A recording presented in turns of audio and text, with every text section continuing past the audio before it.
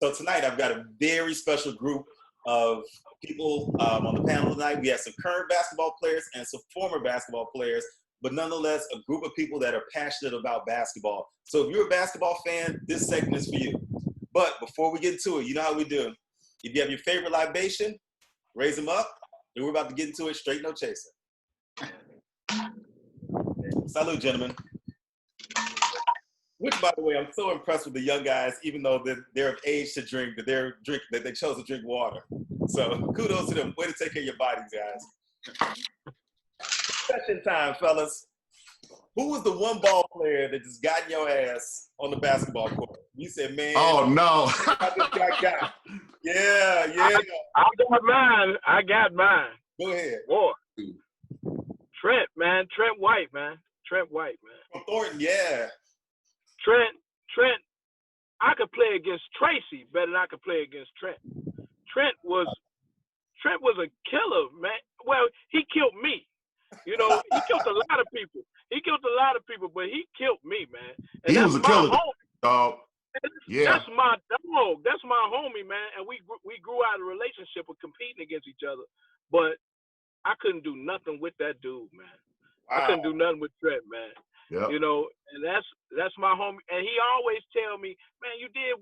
He would always give me props like, man, D, you did good. But man, that dude right there, I look up to him to this day because he would serve me on any day I ever went out there. You know what I'm saying? I had good games against him, but not like at the level that he played. You know what I'm saying? So Trent was always the one that killed me. I heard he was a beast. Oh, he was. Beast. He was. Beast. He was. Julian, how about you? Who was the one player that just gave you that business when you like, I think Darius Stowers, the one I brought to our little league. Yeah, man. Darius is rough. Man, that's the first person I feel like I played against a lot of different people. In high school, I was a big, a 5, so one-on-ones as a 5 is kind of, back to the basket. It ain't really scoring on guarding you from the perimeter. But when I started working out with him, when I came back from my injury, he was the first person I saw at LA Fitness. And then when we went to Governor State, we started, we worked out every day. We started playing ones. And man, I'm 6'6", 230. He's like 6'2", 220, but solid. You know what I mean? And he was so explosive, man. His first step, man, it's like I'm in cement. You know what I'm saying? I'm guarding him. He take one jab, one dribble, it's over with to the bucket. So I was the first person I actually said, man, I think I beat him twice. Okay. Beat him twice, you know what I mean? But man, we didn't play about 40 times, so that ain't a good percentage. You know what I'm saying? So he was rough, man. He played at Farragut, played against D Rose and everything. So he beat him. He beat him. So yeah, man, it was tough. So to that point, I'm gonna vouch for this guy Darius because we were playing the league a few years back. And Darius got picked up on another team as a filler. And this kid is rough. He's got that quick first step, low center of gravity, strong, physical, explosive with it.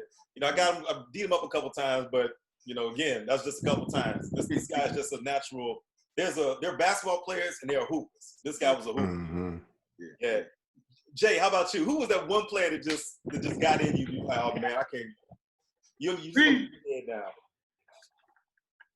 First, I refuse to give anybody first to know the satisfaction because all the guys I played with talk shit, so I can't do that.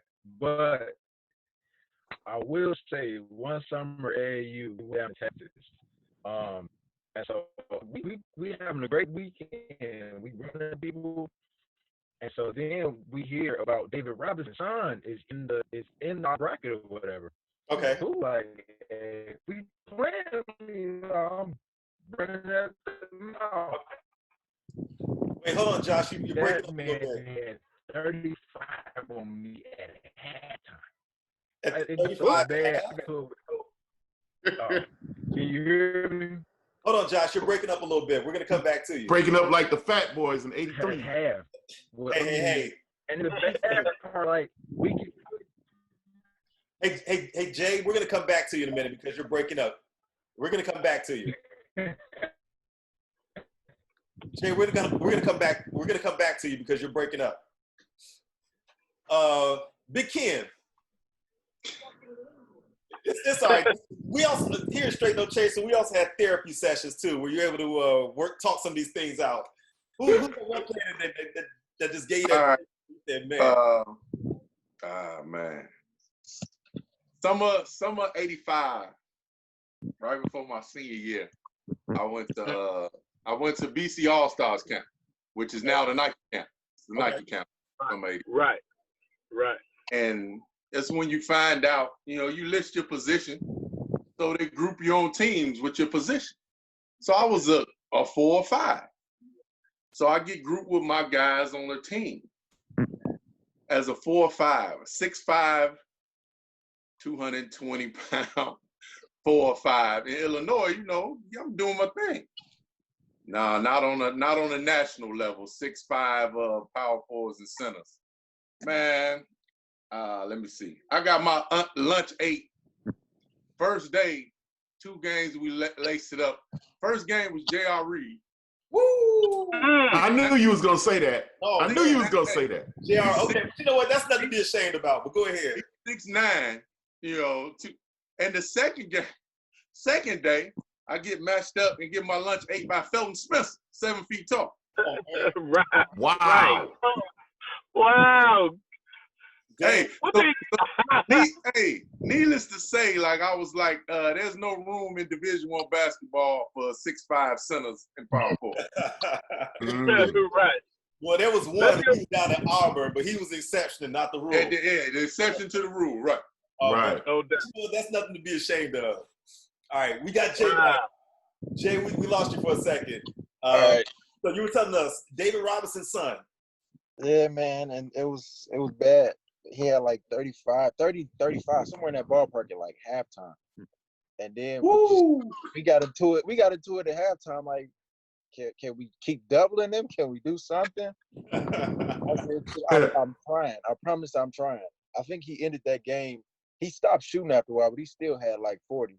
And we were all walking out. And his dad comes by and puts his hand on my shoulder and said, "Good game, young fella. Maybe next time." And they walk up. Oh, man. Disrespect. That's like right. That's disrespect. The little Benny Hill pat on the head. That's right. I was mad because I'm like, I just asked for a picture with you, dude. That wasn't the response I wanted. Hey, real quick, Jay, while we got you, my man Kim Brown, KB, said he's asking, do you have that iPhone 1 or do you need an upgrade? Or because we got credits and some points we can help you out with if need be. I'm done with HP laptops, man. It's time KB, Apple laptop. KB. Don't worry, Jay. I got a story to share, and I've shared this with people, so you're not the only one. Big Francois. Who's that one player that just shut it down? You're like, oh man, you know what? I need to rethink. I need to make a business decision on if I want to keep playing basketball against this cat. Man, dog. Well, I'll put it like this: when you talk about you doing the Darius Miles got my ass, right? Yeah. So all y'all at times and got me, but I'm gonna just tell you who y'all ever heard of Brian Hill? Yep. Yeah. For sure. Man, dog. Let me tell you like this. I tell Stan this story all the time.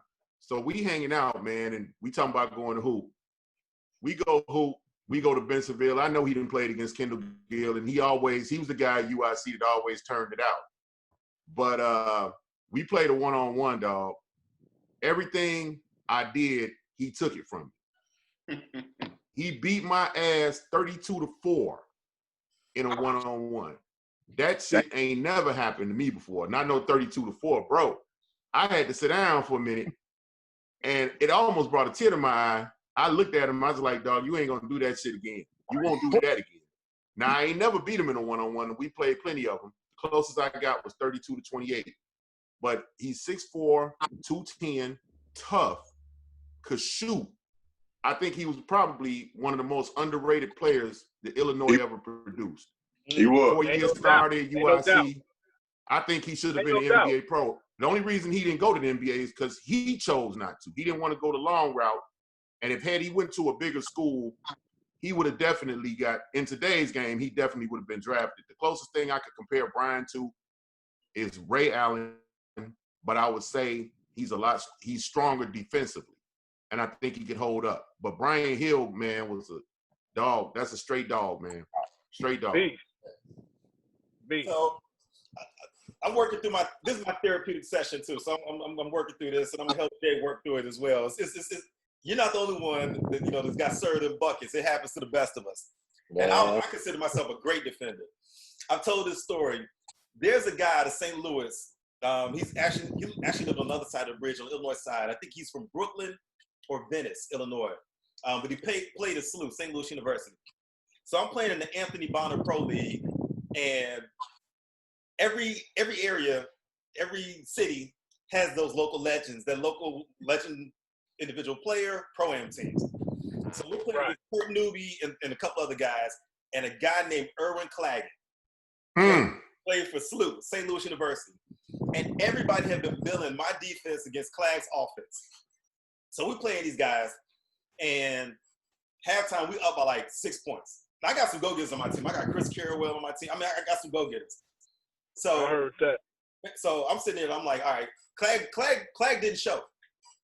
So halftime, we up by like 6 points. I'll be damned if right before halftime, the ball's about to be inbounded. All of a sudden, here come Clegg coming in through the door. Clegg comes in, goes to the scores table in Adidas running shoes, grabs a jersey, threw it over his shoulder like a cape, kind of had it half on, and he was like, Clegg, number 20, whatever, such and such. If they didn't run so many damn 1-4 ISO sets, I got 26 points, second half dropped on me. I was like, who is this dude? Why am I not able to stop him?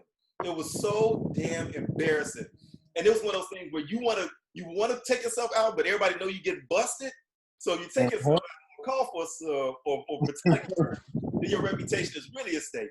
But I'd be glad they give me 20-something in the second half. Oh, and by the way, no stretch, no nothing. Still had on Adidas running shoes, did 3 toe touches, came out and started giving me that business.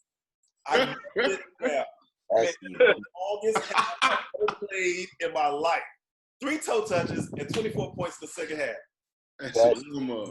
And he's like the Will Bynum of St. Louis. But to that point, the next game, he did the same thing to a ball player that I said, man, you know what? I got on the phone. I said, Nell, you got to check this guy out. There's a guy down here named Larry Hughes killing everybody. BBC. And I'd be damned if he didn't do the same thing the next week to Larry Hughes, who was a pro prospect and who ended up getting drafted by the Philadelphia 76ers. I think it was the Sixers or either the Wizards, but he was a lottery pick. So it wasn't just me, but Jay, I feel you. You know, that was the longest half I ever played, and I'd be damned if they didn't run so many 1-4 or pick and roll sets in my life. And then it's like by that time the crowd had turned on you. Hell, I think my mama might have turned on me. I don't know.